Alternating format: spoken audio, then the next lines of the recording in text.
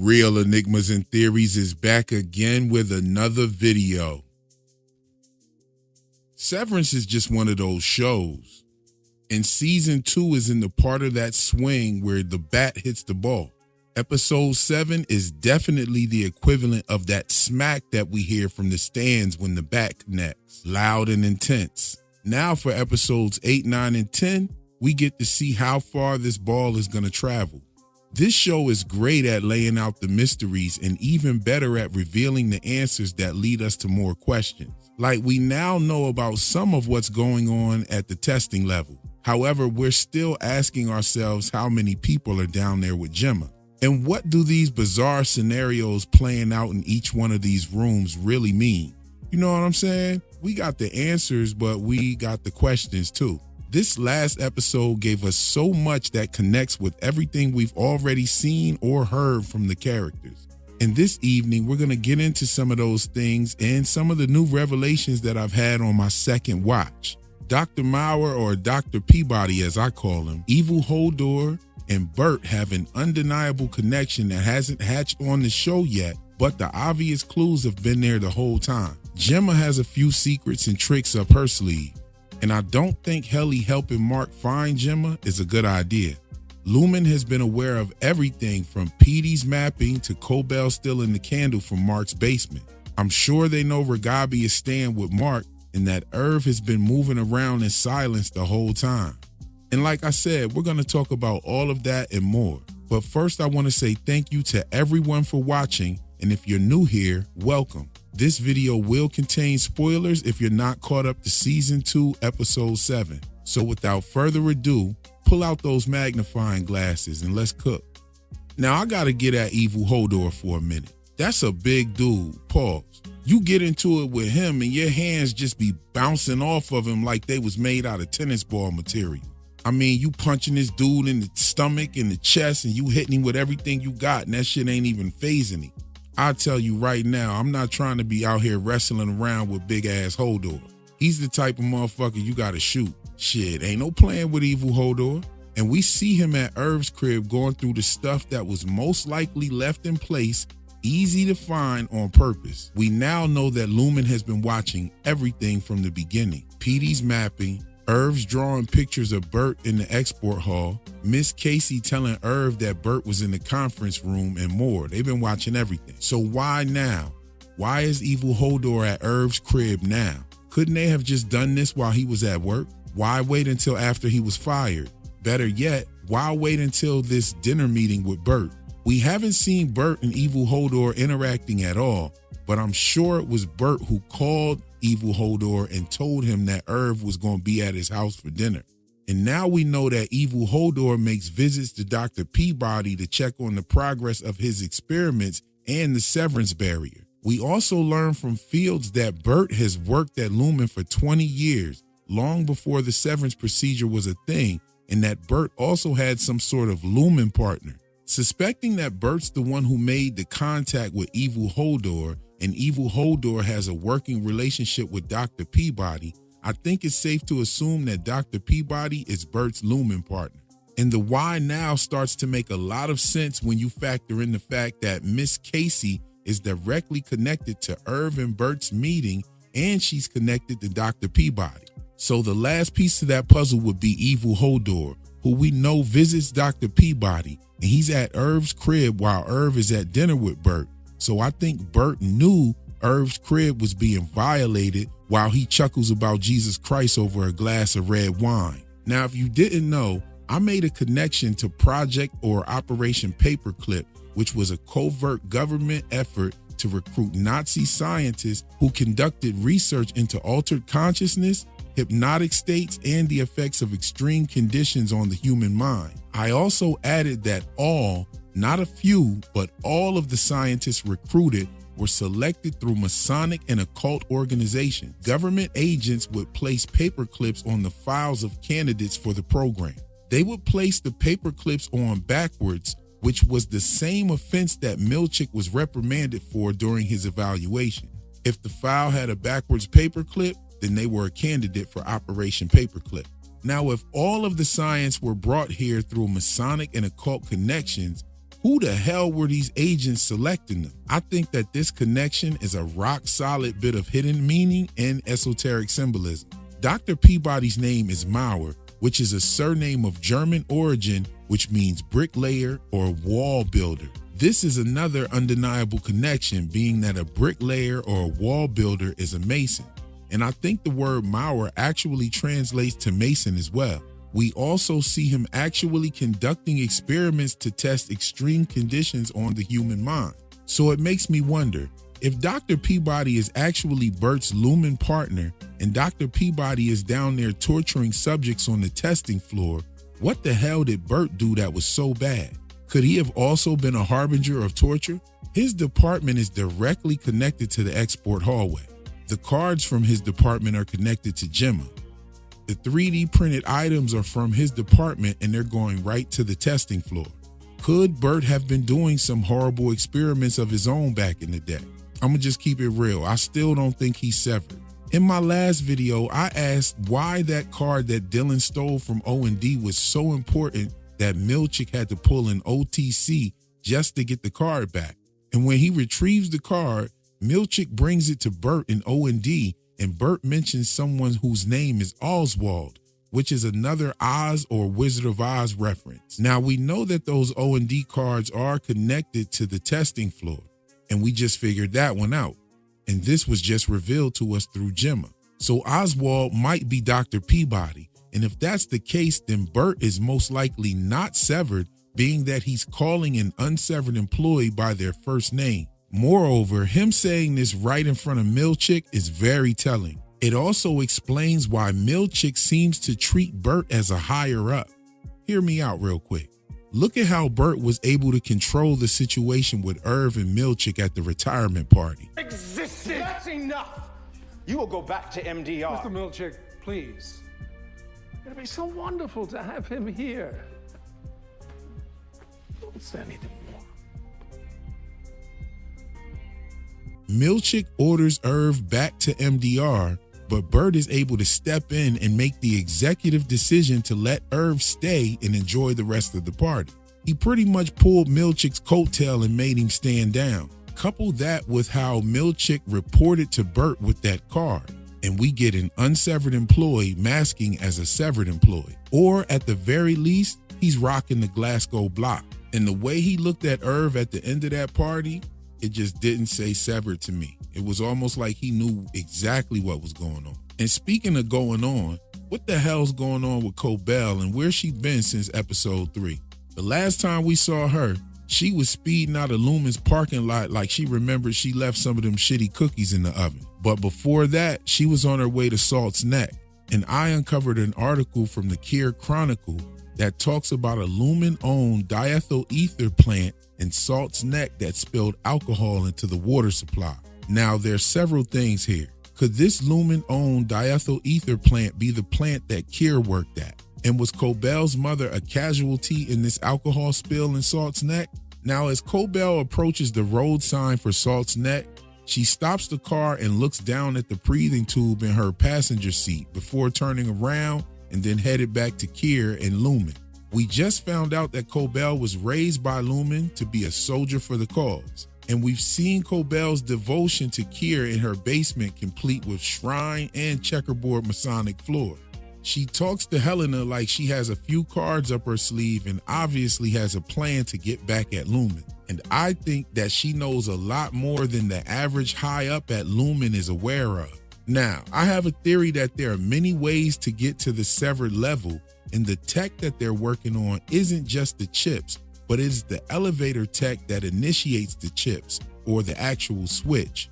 More about that later. Now, we know that O&D has more than just 2 workers in that department. Bert and Felicia was telling a damn lie.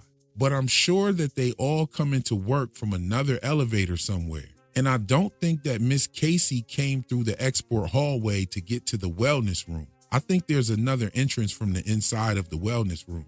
That room had those wooden panel walls, just like Milchick's office wall that had the secret hallway in the back office. PD's map even indicates this for the wellness room. Look right here. What's this little room right here? What's this little thing?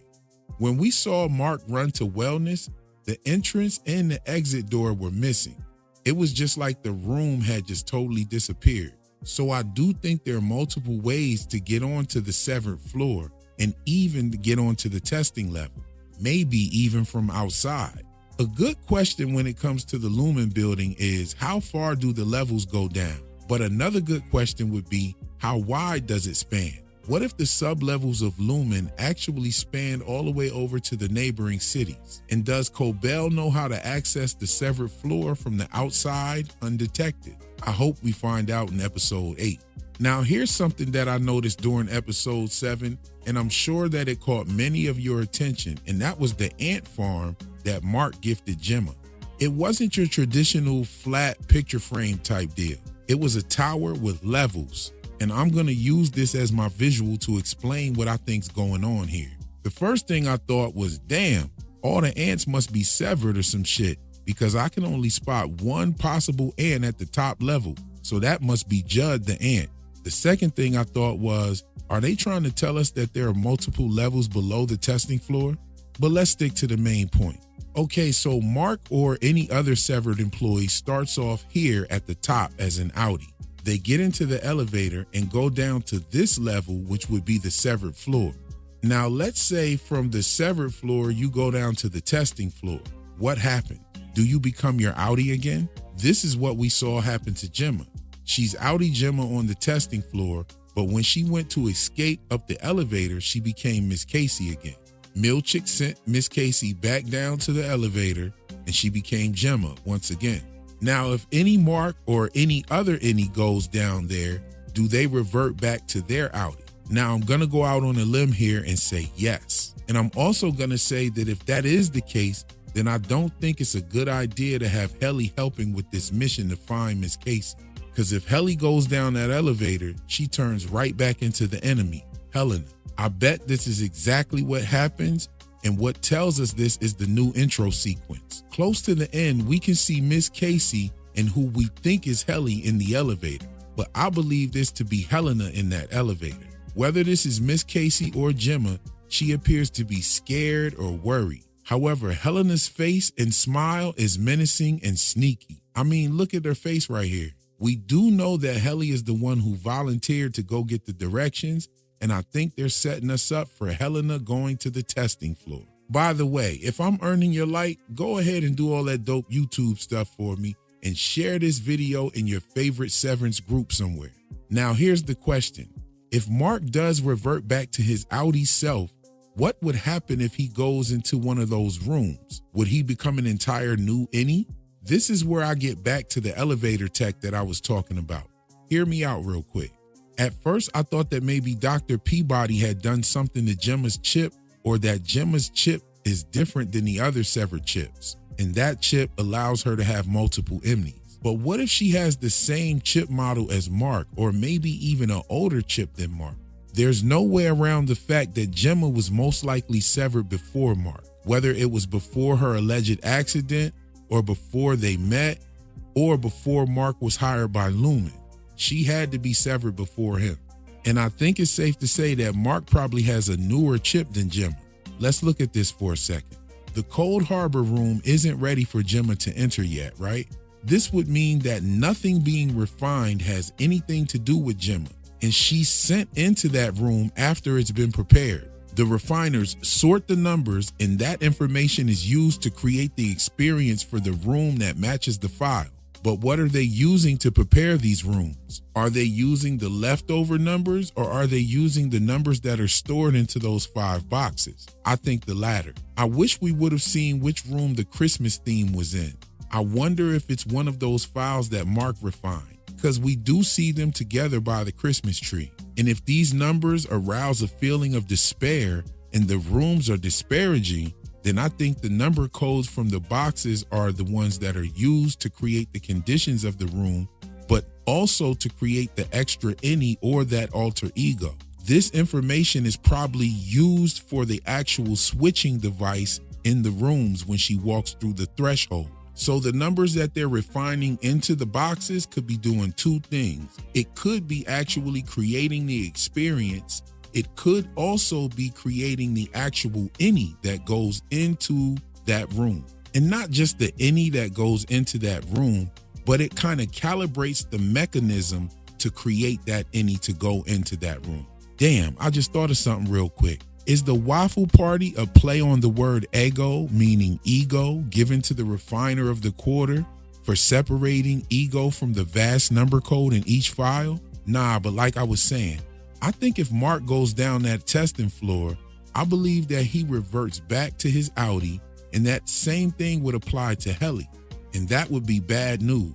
And I think that the intro credits are putting that right in our face. Now, I said this in my last video. I do not believe that Gemma was originally being held against her will. I just don't see you cooking meals, doing the sun salutation, and reading books if you were being held against your will. However, at this point, it is obvious that she's being kept as a prisoner, but I don't think it started out that way. I think Ragabi knows more about Gemma than we think and may have known her before Mark. Ragabi meets Mark at the same place the blood donation was set up at the school.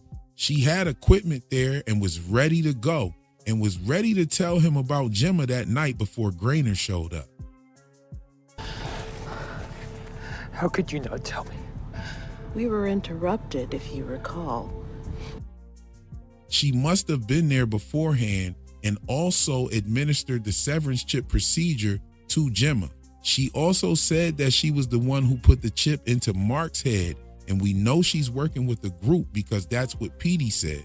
I also think she might be who Irv is trying to call, and she did have knowledge of the OTC. Now, judging by what we've seen in episode 7, most of what happened on the testing floor was before the OTC. And Evil Hodor does mention Gemma trying to break Dr. Peabody's fingers, but we don't know if that was an escape attempt or one of her innies snapping out because Dr. Peabody touched her. And something else I found strange about Gemma is how she acted when Mark came in with his gift. She had some cards there and she started grabbing some notes and putting them out of sight, and it was kind of sketchy right here. Just look at her demeanor. Hi. Hey. That was fun last night. It was. Oh. It's an ant farm. Last night you said you like dance. So. I think that Gemma was already down with the cult, and this is probably what this necklace right here meant. And this is the same necklace that Ragabi was looking at in Mark's basement. And she jotted down some notes after looking at it, just before telling Mark about how Lumon has cops and coroners on the payroll. And the cops that came to see Mark could have also been on that same payroll. All of this could be a charade. I mean, wasn't Gemma on her way to play charade? And in my opinion, this would be the ultimate charade. Shit, she won that round. Now, before we end this video, I just want to say that I think Lumon or someone at Lumon has been watching everything and isn't in the dark about anything. From Petey mapping to Cobel stealing the candle, someone knows about it all and has been pulling the strings, and everything we see happening is a part of the plan. There's no way that an actual Egan comes to the severed floor and her every move not be tracked. So why did Milchick have to snitch on Cobel about what happened to Helly in the elevator? Because it was a part of the plan. And we haven't heard much from the board this season, and I wonder if we'll get an answer on who or what the board really is. And I'm sure if it's an AI and everything is being watched, then it wouldn't be far-fetched to expect an AI to be able to anticipate everyone's move years ahead of time. And we now know that everything was being monitored the whole time. So why didn't anyone try to stop the OTC from happening? And it does seem like all the higher-ups were caught by surprise by this. The only logical reason would be that everything was going according to plan, so there was no need to stop the OTC. I mean, check this out. They let us know in episode 1 that everything was being watched because they knew about Mark and Helly being in the security room a whole day before the OTC, and Grainer's key card being used to get into that room must have triggered the system at a time when they knew Grainer was dead. I mean, Cobel straight up said he was dead, and then they used his card twice. Mark and Helly used it to get into the security room, and so did Dylan.